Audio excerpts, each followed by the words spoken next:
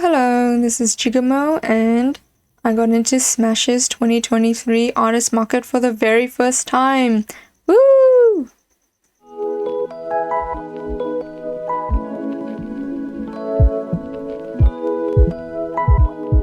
I'm still pinching myself, honestly. I only went to my first anime convention in 2019, so that was MadFest and Smash. And when I got there, I just remember thinking, wow, I want to be part of the artist alley too. I want to sell my art. And ever since then, I've been furiously gathering information all about Artist Alley. I stalked the Artist Alley Network International on Facebook, watched a bunch of YouTube videos and vlogs about preparation and pin manufacturing. I always got so excited whenever artists update on which convention they're attending and then updating about their merch and their table display. And yeah, I've just been gathering information from all those sources in hopes that one day I can attend and have my own table too.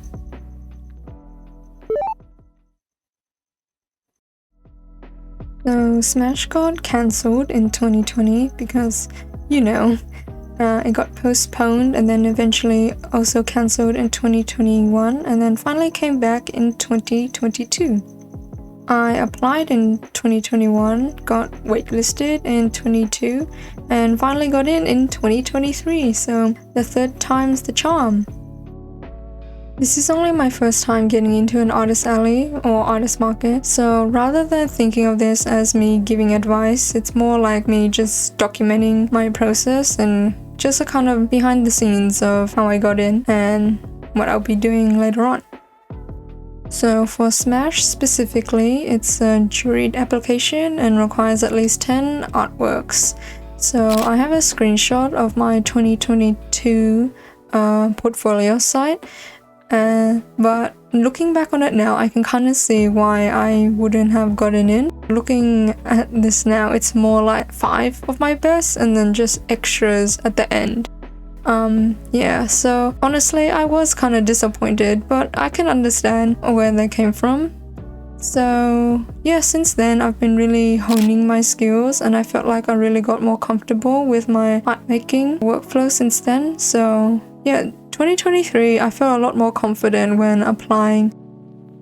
I think including photos of your merch wouldn't hurt either. So even if you don't have a shop or any actual product, just printing it out or having a mock-up would be nice to include as well, I think. The application period was between March 15th and April 4th. I submitted March 17th and got an email April 7th, which I thought was really quick. But then again, I did submit earlier than the previous year, though I don't think that really determined anything since it was a jury selection and not first come first serve. But yeah, other than that, the only advice I have about the application process is to make sure to read through the guidelines they provide and double check that everything's in order and just to keep creating and keep trying.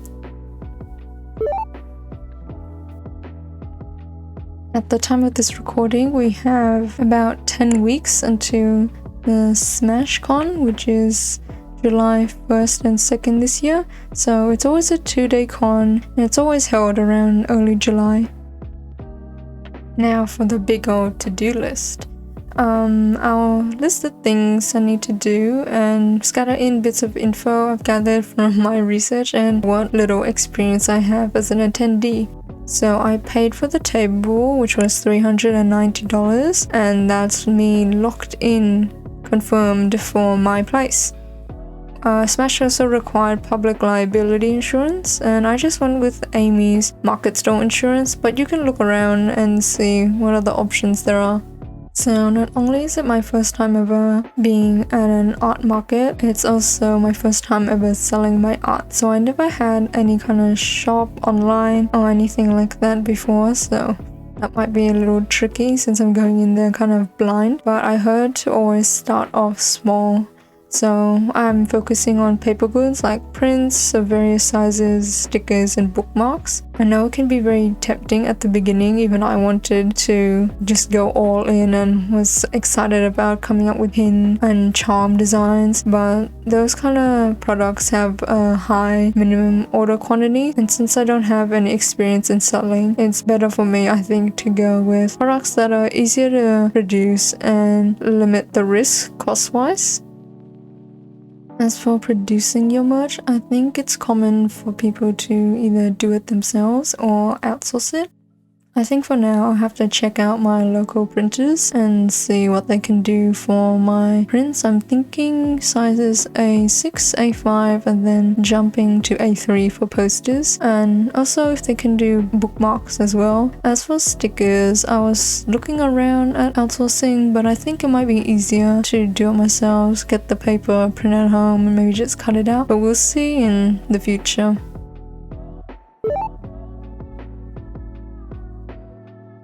So Smash gives you the table, 2 chairs, a back wall, and 2 art passes. So either you and a helper or 2 artists behind 1 table. So I'll be needing to get a tablecloth since they're not providing it this year. I'm aiming more for an okay to good table rather than an extravagantly amazing on-brand color coordinated setup. It's easy to compare yourself with super experienced Honest Alley creators, especially when you go online and see everyone's posts about their new display every convention. I've heard tips to elevate your table display up if you can to about eye level, if possible. So for example, instead of laying your prints just flat on the table, it's better to prop it up on a wall or a grid. And for passers-by, if they're quickly just scanning around, it's easier for things to catch their eye if it's propped up rather than being flat on the table. Also, when it's super crowded and you can't even see the tabletop, it's good to have things at a higher level.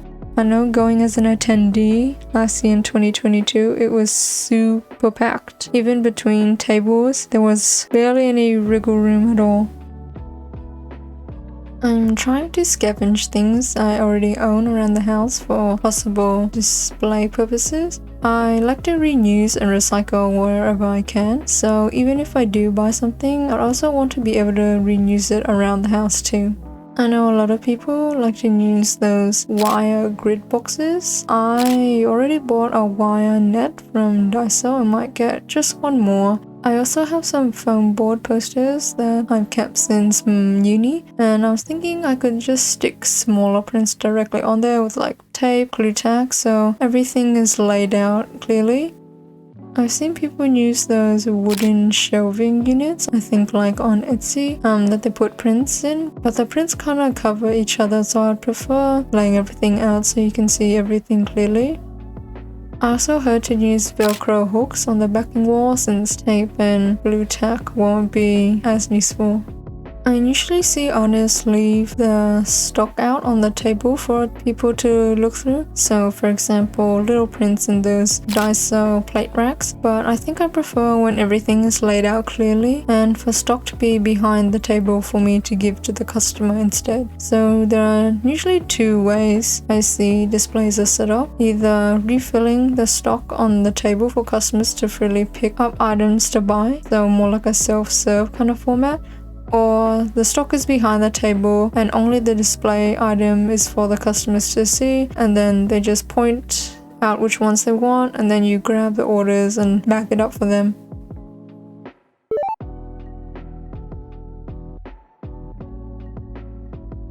I think having clear pricing is super important. I've seen tables where they have a price sheet that lists all the prices of all the different products all together, and there's also individual like little stickers and icons that are next to the products saying what they cost. I know also as an attendee that it's sometimes awkward to ask the artist when there's no clear pricing, and it also could feel like you're being pressured into buying after asking the question.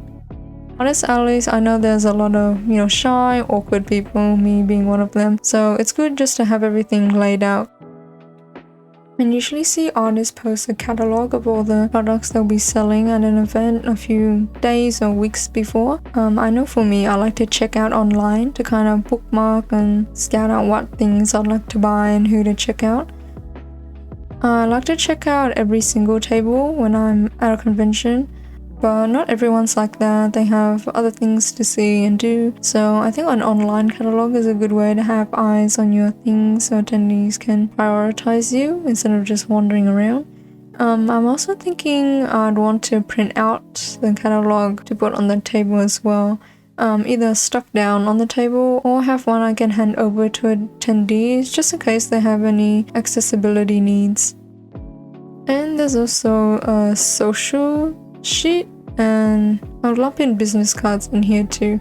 So I know some put a QR code on the table as well for people to take a photo, link either to the shop or socials and things like that. Since giving business cards away is essentially for free, like a free tiny print, I personally don't want to invest a lot of money towards them. So I know like places like moo.com do very nice quality business cards, and they have a Printfinity feature, so every business card can have a different design.